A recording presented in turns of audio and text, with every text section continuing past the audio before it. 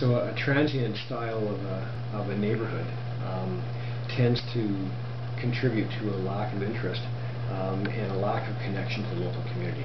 And that lack of interest and connection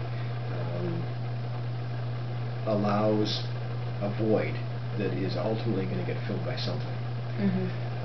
And that something typically is going to be undesirable activity. Another factor that's going to influence that potential downward spiral is a level of acceptance of disorderly conduct in the local community. And in a situation like in a community that immediately responds to, say for example, noisy parties or gangs walking down the street creating noise, or potentially creating vandalism, etc. Those neighborhoods that have an immediate response tend to have fewer of those problems. Whereas a neighborhood that is more tolerant of that, it almost invites those people to come in and do even more of that type of activity.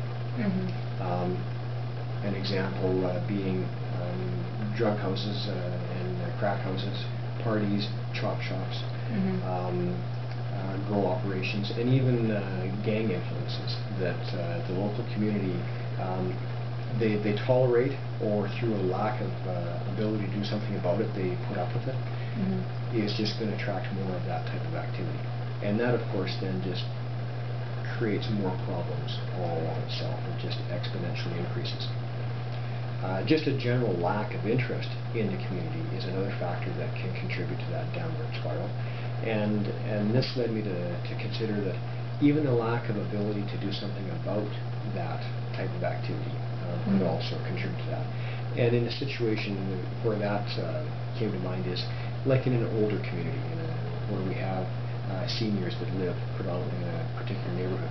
They don't have the ability to respond to people creating problems. And they might not necessarily be aware or notice things going on outside either. So that lack of ability to do something about it is, again, almost is an open invitation to have people come in and do what they please. So essentially, there are other factors that are going to have a role as well. One that comes to mind as well is a lack of interest on the part of the police to even care about whether or not something is happening in that neighborhood. And believe it or not, yes, that exists.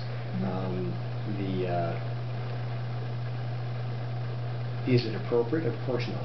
But police officers that have an apathetic viewpoint towards a particular community are probably going to have a lower level of response or a lower level of concern about the way they react and deal with issues in those neighborhoods.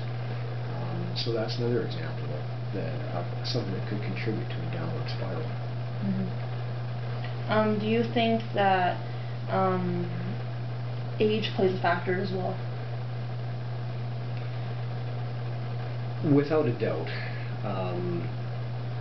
At the risk of being stereotypical, it certainly has been my experience that the majority of the people that I have crossed paths with that are committing crimes are certainly in the younger ages.